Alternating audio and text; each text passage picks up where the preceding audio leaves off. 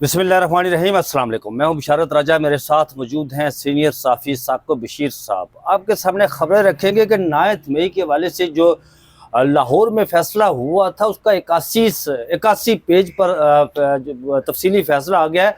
अजीब व गरीब किस्म का फ़ैसला आया है जिसमें अजीब व गरीब किस्म की चीज़ें लिखी गई हैं, वो आपके सामने रखेंगे। उसके बाद जबरी गुमशुदगी के हवाले से सुप्रीम कोर्ट ऑफ पाकिस्तान ने एक नया हुक्मनामा नहीं जारी किया, बल्कि उन्होंने एक अलामिया जारी किया है। एक मीटिंग हुई है, उस अलामिया में क्या कहा है जबरी गुमशुदगी के हवाले से कि जो लोग लापता होते हैं उनको कितने दिनों में अदालत के सामने पेश करना है, ये तमाम चीज़ें आपके सामने रखेंगे। सबसे पहले साकिब साहब, अगर आप इजाज़त दें तो मैं थोड़ा सा पढ़ लूँ लाहौर के हवाले से। ये 9 मई केस का वो फैसला मैं आपके सामने पढ़ रहा हूँ जिसमें आयशा भुट्टो और दीगर लोगों को राय सुनाई गई थी। और ये पिछले हफ्ते जो है वो जी, ये पिछले हफ्ते राय सुनाई गई थी। पीटीआई की एक तो लीडरशिप भी थी जी, लेकिन उसमें ऐड हुई थी आयशा भुट्टो, सनम जावेद और आलिया हमजा, ये 3 जो है वो खवातीन वो ऐड हुई थी। बाकी सारी उनकी वो लीडरशिप जिनको पहले भी सजाए हुई थी, जिनमें तफसीली फैसला है, उसका ये तफसीली फैसला है। और ये फैसला मैं थोड़ा सा पढ़ के सुनाता हूँ आपको। ये लिखा गया कि पूरी दुनिया में पुलिस एहलकार बेस बदल कर गैंग ऑफ माफियाज में मिक्स हो जाते हैं, ये फैसले में लिखा गया है। पुलिस सीक्रेट अंडरकवर होने के बायस दोनों गवाह पीटीआई का लीडरशिप का अगला लाए अमल जानने के लिए कारकुनों का बेस अख्तियार करके आसानी से गुल मिल सकते थे, ये फैसले में जज साहब ने लिखा है।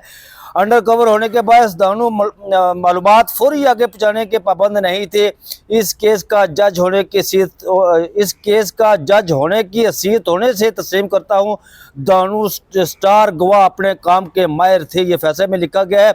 ये 81 पेजेस का फैसला है। अच्छा, इस पे राय साहब, इस पे थोड़ी सी हम बात कर लें। ये फिर आगे बढ़ते। 2 गवाह हैं जो ज़मान पार्क की जो मीटिंग थी जिसमें एलेज किया जाता है कि उसमें साजिश तैयार हुई थी 9 मई से पहले, और एक मीटिंग 7 मई और एक 9 मई की मीटिंग थी जिसमें ये कहा जाता है कि ये असाम खालिद है एक दूसरा जो गवाह है पुलिस का, जो अब उसको क्या मतलब स्पेशल ब्रांच का कह रहे थे और इस तरह करके तो उसके हवाले से जज साहब ये कह रहे हैं कि हम उनको तस्लीम करते हैं और पूरी दुनिया में होता है वो घुल मिल गए और उन्होंने सारा कुछ ले आया। हालांकि ये जो गवाह हैं इन पर जो पीटीआई के जो वकला थे उनमें से बुरहान मुअज़्ज़म भी थे, बैरिस्टर अली अशफाक भी थे। उन्होंने जो जरा की उस जरा में काफ़ी झोल वो सामने लाए, जो चीज़ें ये पेश नहीं कर सके, और उसमें मल्टीपल चीज़ें हैं। मतलब ये कहते हैं जी हमारे पास उन दिनों मोबाइल नहीं था। ये कहते हैं कि जो 9 मई मतलब एक इतना बड़ा सानिया या एक साजिश तैयार हुई है कि अगर इमरान खान गिरफ्तार होंगे तो मिलिट्री इंस्टॉलेशन पर अटैक होने हैं। तो इनका काम बनता था कि ये उन जो जितनी मालूमात थी उस मालूमात की बुनियाद पर कंप्लेनेंट बनते, FIR होती और उस पर खिलाफ कार्रवाई होती। तो ये सारी चीज़ें उनसे जब पूछी गई तो उन्होंने कहा कि हम जो है वो कोई ऐसी चीज़ जो है वो हमने नहीं की 9 मई से पहले। और फिर इनसे ये भी पूछा गया कि आप जब एंट्री हो रही थी तो वहाँ पर तो इमरान खान साहब पे उससे कबल अटैक हुआ चुका था, उन पर कातलाना हमला हुआ था वजीराबाद के करीब। तो वजीराबाद कातलाना हमला के बाद वहाँ सिक्योरिटी बढ़ा दी गई थी, वहाँ तो अननोन लोग एंटर नहीं हो सकते थे। अब कैसे एंटर हुए? और आप अगर वहाँ पे ज़मान पार्क में अगर आप घुल मिल गए थे तो घुल मिल किस से आप घुल मिल गए थे, वो कुछ नाम कुछ चीज़ बता सकते हैं? फिर उन्होंने कहा कि आप एंटर हुए, आपकी एग्जिट है वहाँ पे, तो कोई ऐसा CCTV कैमरा जो ज़मान पार्क गेट पे या उस पे लगा हो तो उसमें आप दिखा सकें कि फलां हमारी एंट्री और एग्जिट मौजूद है। तो ये वो फैक्टर्स थे। फिर उन्होंने कहा कि हमारे पास मोबाइल भी उन दिनों में नहीं थे। तो ये वो फैक्टर्स थे जो इनकी गवाही या इनके बयान को किसी न किसी हद तक मशकूक करते हैं। और जब गवाह किसी हद तक मशकूक होता है तो फिर उस पर सवाल उठते हैं। लेकिन इन तमाम सवालात के बावजूद भी जज साहब जो हैं उनकी गवाही को तस्लीम करें। अच्छा, आगे लिखते हैं साकिब साहब के आयशा भुट्टो हाफिज अरशद जो उस दिन इस्लामाबाद थे समेत 5 लोगों का किरदार वाज़ह नहीं किया गया। जज ने लिखा है कि मौका पर ये मौजूद थे, देखी। अच्छा, आगे थोड़ा सा मैं और पढ़ता हूँ। तमाम जख्मियों को मेडिकल 2 से 3 हफ्ते ताखीर से हुआ। जज साहब ने यह सबूत मांगने की बजाय खुद ही वजाहत कर दी कि मुल्क में 9 मई के बाद इमरजेंसी हालात के बाद मेडिकल मुमकिन नहीं हुआ, इसलिए कोई शक करने वाली बात नहीं। अच्छा, इस पे हम बात कर लेते हैं। एक तो जो आयशा भुट्टा की आपने बात की कि उनकी लाहौर में मौजूदगी नहीं, किसी और जगह पे मौजूदगी थी। हाफिज रशीद साहब तो यार पिंडी इस्लामाबाद हाई कोर्ट में थे उस दिन। तो यही मामला है, यही इशू है कि अब वो जज साहब ने किस बुनियाद पर ये इस्टेब्लिश किया, किस बुनियाद पर जो एविडेंस है, जो प्रोसिक्यूशन का सबूत है वो माने हैं। ये बड़ा एक अहम क्वेश्चन है कि जो लोग अगर इस्लामाबाद में थे और उनके उस साजिश में उनका नाम भी नहीं है, उन पर जो एट्रीब्यूट किया गया है कि वो उस अक्रंस की जगह पर थे, वकूए वाली जगह पर मौजूदगी थी उनकी, तो अगर मौजूदगी ही नहीं थी तो अक्रंस उन्होंने कैसे कर दी? जिस तरह फवाद चौधरी, शाह महमूद कुरैशी, इनको जब वो बरियत मिल चुकी है और उन्होंने एस्टेब्लिश कर लिया है और इनको नहीं माना गया, मेरे लिए हैरान कौन है। दूसरी जो आपने बात की मेडिकल जो है, किसी भी चीज का जो मेडिकल है, आपको पता है एक आम किसी गांव देहात के आम बंदे को भी बुलाए ना, तो कोई आपको अगर जख्म हो जाए, उस जख्म को जो जख्म की हैयत जो है वो तब्दील होती रहती है। जी बिल्कुल ऐसा ही है, तब्दील होती रहती है। तो उस पर आप कैसे एस्टेब्लिश करेंगे 15 दिन या 10 दिनों के बाद मेडिकल होना और सेम डे मेडिकल होना, इसमें काफी फर्क आता है। तो भरल जायजा ने माना है। आगे जनाब, मुल्जिम अली हसन अब्बास पर इल्जाम था कि उसने पुलिस का पिस्टल और 1 लाख रुपए छीना। जज ने कहा तुम्हें एक और मुकदमे में सजा हो चुकी है, तुम्हारी दलील वहां रद्द हुई थी, इसलिए यहाँ भी रद्द, और दूसरे मुकदमे में डंडे और पेट्रोल बम की रिकवरी पर उस मुकदमा में सजा सुना दी गई। अच्छा आगे थोड़ा सा और, आयशा भुट्टा समेत 8 लोगों पर अदालत ने नारे लगाने के जुर्म आयद किया और उस जुर्म की सजा 10 साल कैद सुना दी गई। अब ये जो सूरत हाल है, नारों में वो कह रहे होंगे कि वो एक मॉब के साथ थे, वहां पे पहुंचे, या अक्रस में मौजूदगी और सारी चीजें जो है वो इन पे डाली जा रही हैं। मेरे लिए वो जो आपने पिछला पढ़ा कि एक बंदा जो है उस पर दूसरे केस में, क्योंकि उस पर स्टैब्लिश हो चुका है, तो इस केस में भी सजा। अच्छा, अब जो बात की जा रही थी फवाद चौधरी की जानिब से, वो सुप्रीम कोर्ट भी आए थे, याह्या अफरीदी साहब को वो पॉइंट देखना चाहिए था कि आपके मल्टीपल केसेस आप पे बनाए गए हैं, तो सब केसेस को यकजा करने की बजाय, ताकि इसमें कंट्राडिक्टरी जजमेंट्स ना आ जाएं। अब देखें कि ये जो है वो एक में सबूत साबित हुआ तो उन्होंने कहा दूसरे में भी साबित है। अगर यही बुनियाद बनाना है तो सरगोदा के जो जज थे, जज मोहम्मद अब्बास साहब, उन्होंने भी तो लोगों को बरी किया था। उन्होंने जो जमान पार के जो दोनों गवाह हैं, जो चक्री इंटरचेंज का गवाह है, उनकी गवाही नहीं मानी थी। जब उनकी गवाही उन्होंने नहीं मानी तो फिर आप मान रहे हैं, तो ये कंट्राडिक्टरी जजमेंट्स आ रही हैं। ये बड़ा एक अजीब सा मामला बनेगा। जाज चौधरी के हवाले से बड़ा दिलचस्प लिखा गया जी। उन्होंने 7 गवाह पेश किए, वो मुबैना साजिश के वक्त जमान पार्क मौजूद नहीं थे, मगर अदालत ने कहकर गवाहियां रद्द कर दी कि गवाह पीटीआई के लोग हैं। दूसरी जानब पुलिस के गवाहों के पास कोई सबूत नहीं, सब गवाह सरकारी है, मगर उनकी गवाही तस्लीम कर ली गई। स्टार गवाहों की जाए वकूआ पर मौजूदगी का सबूत नहीं, साजिश की कोई ऑडियो वीडियो जिस तरह आपने जिक्र किया है वो नहीं है। सारा कुछ जमान पार्क कब गए कब वापस आए, ये जिस तरह आपने जिक्र किया, लेकिन सेनेटर जाज चौधरी के हवाले से वहां पर उनकी मौजूदगी नहीं थी, गवाह 7 पेश किए गए, वो चूंकि वो पीटीआई के थे। और जो बात आपने की साकिब साहब, chief justice of Pakistan justice Yahya Afridi के हवाले से, जब फवाद चौधरी साहब यहाँ आए, केस उन्होंने किया, तो वो चीफ जस्टिस याह्या अफरीदी साहब, आप उनका ट्रैक रिकॉर्ड थोड़ा सा पढ़े ना, जो माजी में उन्होंने किया, माजी में जितने भी हाई फाई केसेस उनके सामने गए ना, पतली गली उनका रास्ता, वो हमेशा वहां से कल इमरान खान की कल भी निकलेंगे और बिल्कुल हकीकत 100% निकलेंगे।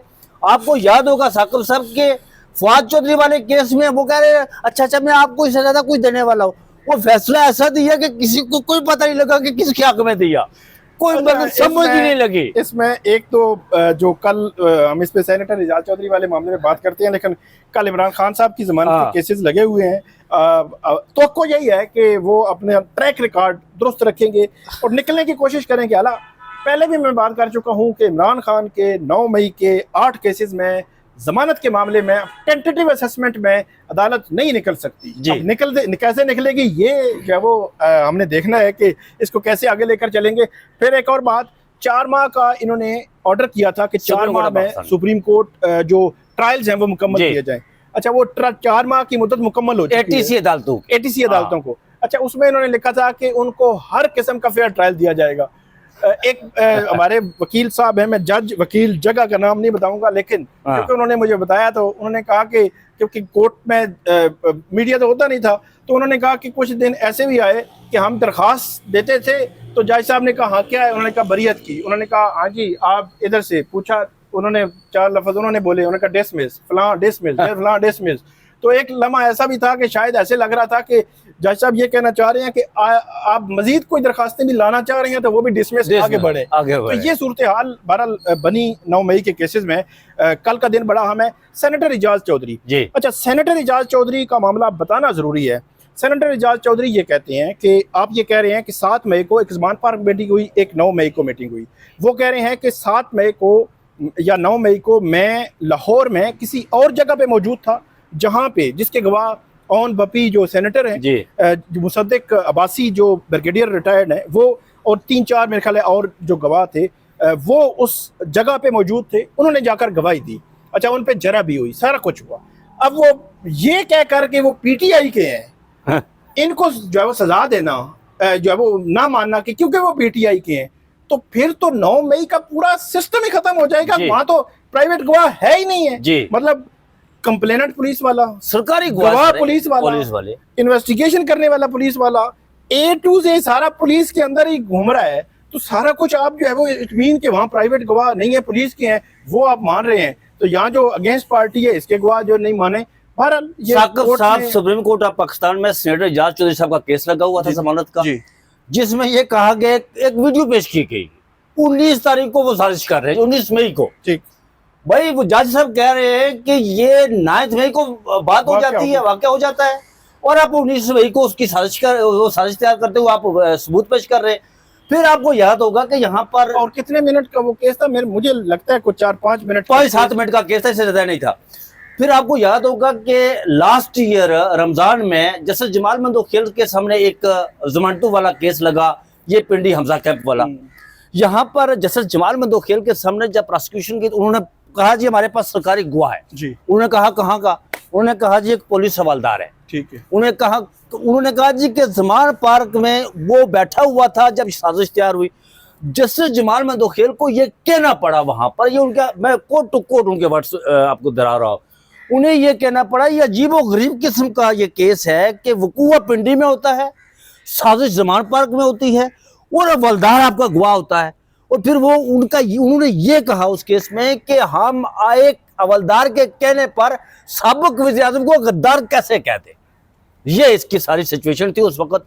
और ये सुप्रीम कोर्ट ऑफ पाकिस्तान में जितने भी इस तरह के केसेस आते हैं, और जोल बहुत सारे हैं, लेकिन करें क्या जनाब, अदालतें फिर वो 26वीं तरमीम के बाद कोर्ट में केसेस आएंगे, कंट्राडिक्टरी जजमेंट्स भी हैं। अब हाई कोर्ट उनको कैसे देखेगी, ये अब जो है वो हाई कोर्ट का इम्तिहान है। आगे बढ़े जी, आगे बढ़ते हैं जी। साकिब साहब, आज सुप्रीम कोर्ट ऑफ पाकिस्तान ने कौमी अदालती पॉलिसी साज कमेटी का 54 यानी 54वां इजलास हुआ, उसमें कल एलामिया जारी किया गया।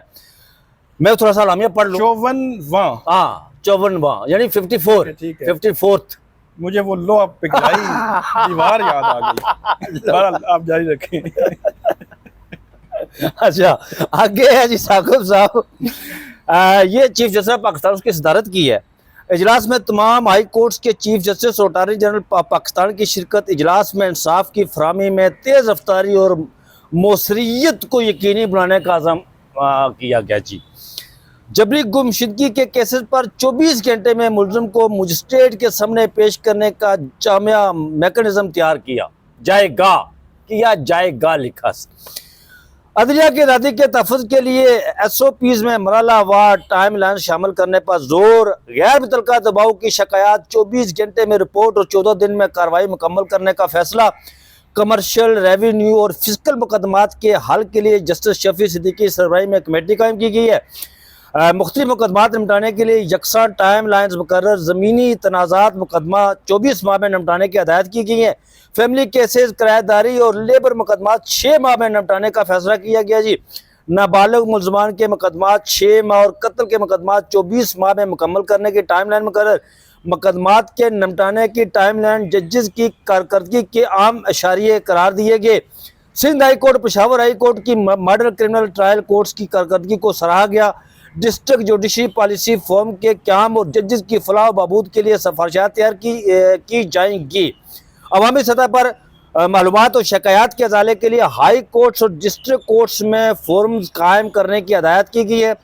पुराने सिविल मुकदमात के लिए मॉडल सिविल कोर्ट्स कायम करने का फैसला किया गया है।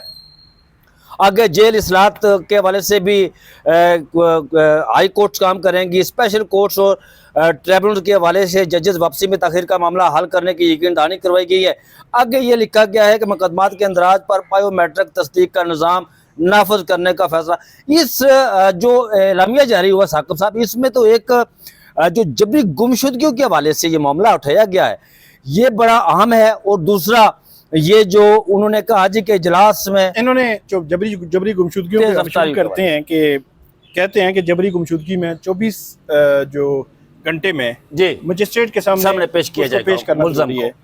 मेरा सवाल है चीफ जस्टिस याह्या अफरीदी साहब से, चीफ जस्टिस जो है तमाम हाई कोर्ट्स के अमामुल काज़ियान और अटॉर्नी जनरल साहब को क्या लक़ब आप देंगे? मैं क्योंकि आजकल अटॉर्नी जनरल साहब जो है वो खुशाब में बड़ी सियासी एक्टिविटीज कर रहे हैं, उनके बड़े वहाँ पे प्रोजेक्ट पिछले दिन उन्हें निशान अदर भी मिला। जी जी नहीं, उनको वो तो मिलना ही था, उन्होंने बहुत खिदमत की है, तो वो भी मौजूद थे, बड़े बड़े दिमाग मौजूद थे। मेरा एक सवाल है, एक बंदा अगर 24 घंटे में मजिस्ट्रेट के सामने पेश हो, बड़े बड़े दिमाग नहीं, जैसे अमीनुद्दीन मौजूद नहीं थे। अच्छा वो हाँ वो ये ठीक है, मतलब कम है, थोड़ा कमी है थोड़ी सी। मेरा सवाल ये है कि 24 घंटे में एक बंदे को मजिस्ट्रेट के सामने पेश कर दिया जाए तो वो तो इनफोर्स डिसअपीयरेंस होगी ही नहीं जी, वो तो मिसिंग पर्सन उसको कहेंगे ही नहीं। मतलब अगर ये जो कर रहे हैं, मतलब या तो ये भोले हैं या बहुत ही सादा हैं या वो अपने सर से उतार रहे हैं। मेरे लिए हैरान कौन है ना, वैसे तो ठीक है, ATA जो एक्ट है उसमें तरमीम हुकूमत ने की है कि 90 दिन में जो आर्म फोर्सेस के या सिविलियन जो सिक्योरिटी फोर्सेस हैं वो किसी को भी उसको उनके पास ठोस शवाहिद हों तो वो अपने पास रख सकते हैं। लेकिन यहाँ पे जो 24 घंटे का वक्त दिया गया है वो तो फिर मामला ही हल हो जाएगा अगर 24 घंटे में मजिस्ट्रेट के सामने पेश। ये जो असेंबली में से बिल जो पास किया गया था तो वो बिल कहाँ ATA वो क्या बिल है? ATA एक्ट अलग है जी, अब ये मामला एक अलग है। अब या तो इसको मिक्स करेंगे या इसको जो मिसिंग पर्सन में मुझे समझ नहीं आई कि ये कहना क्या चाह रहे हैं। अटॉर्नी जनरल को कुछ कहा है कि वहाँ से कुछ लेकर बताएंगे, अटॉर्नी जनरल इंश्योर करेंगे या क्या करेंगे।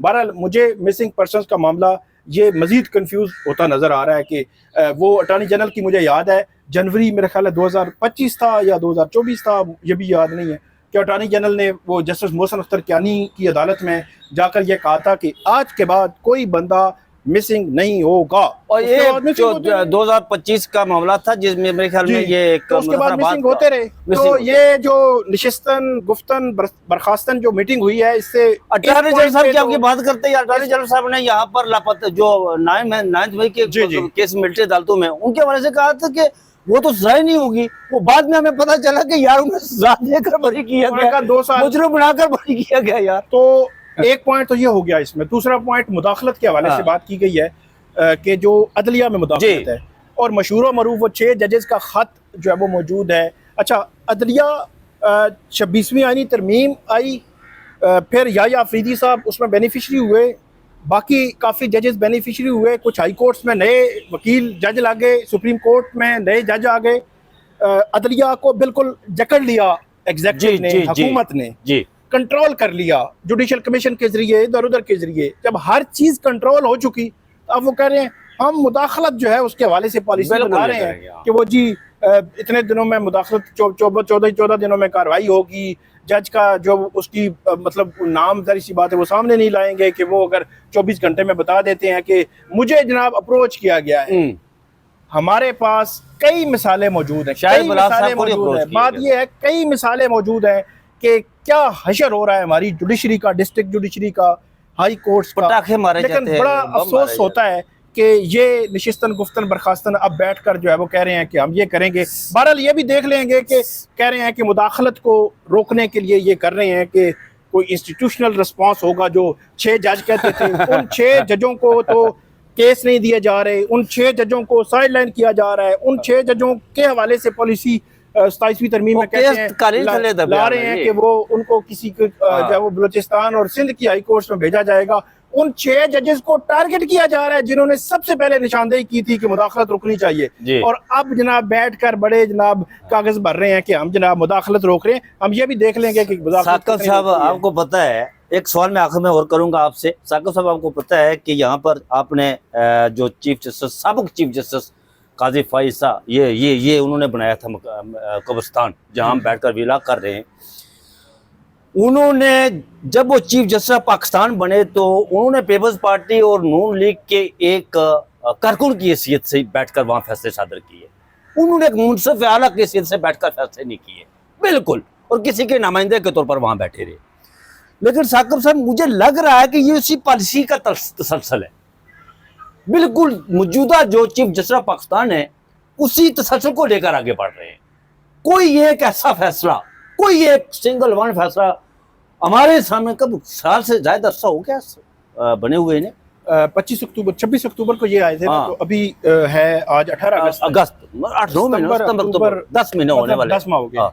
कोई एक सिंगल वन फैसला ऐसा सामने नहीं आया जिसमें ये लगे कि यार इतनी मीटिंग्स हैं, वो कभी पेशावर गए होते हैं, कभी बलोचिस्तान, तो कभी सिंध, तो कभी इतनी मीटिंग पे मीटिंग। 14 अगस्त को इस दफा झंडा चढ़ाया गया है, ये मीटिंग पे मीटिंग हो रही है, मुदाखलत को वो रुकवा रहे हैं। वो कह रहे हैं कौन सी मुदाखलत को रुकवा रहे हैं? मेरी बात सुने, जैसे साकिब निसार ने ये कहा था जी कि आप बाहर रहे सुप्रीम कोर्ट से, आप जो कहेंगे मैं वही करूंगा।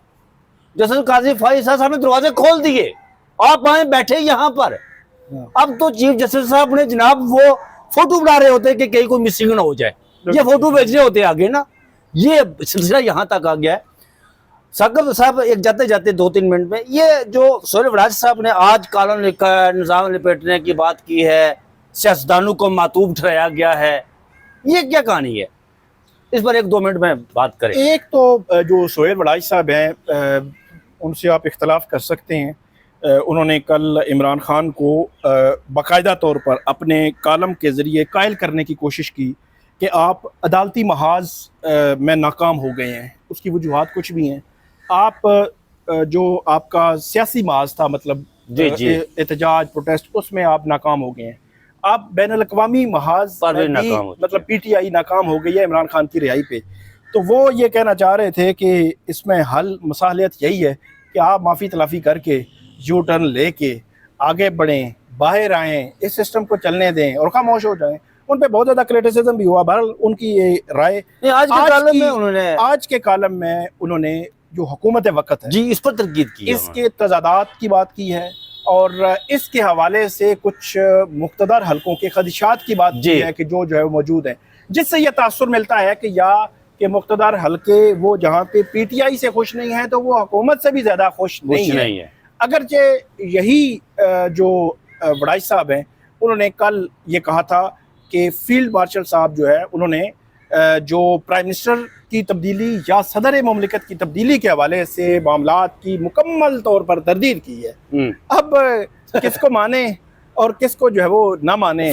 मैं यहाँ पर एक बात करूंगा। मैं बात ये करूंगा, आपको पता है कि जब आगरा समिट कॉन्फ्रेंस हुई थी, यहाँ पर मुशर्रफ साहब उस वक्त सदर नहीं थे। वो बावर्दी जरूर थे, इख्तियारात सारे उनके पास थे, लेकिन समिट कॉन्फ्रेंस में शिरकत के लिए जरूरी था कि आप सदर हो।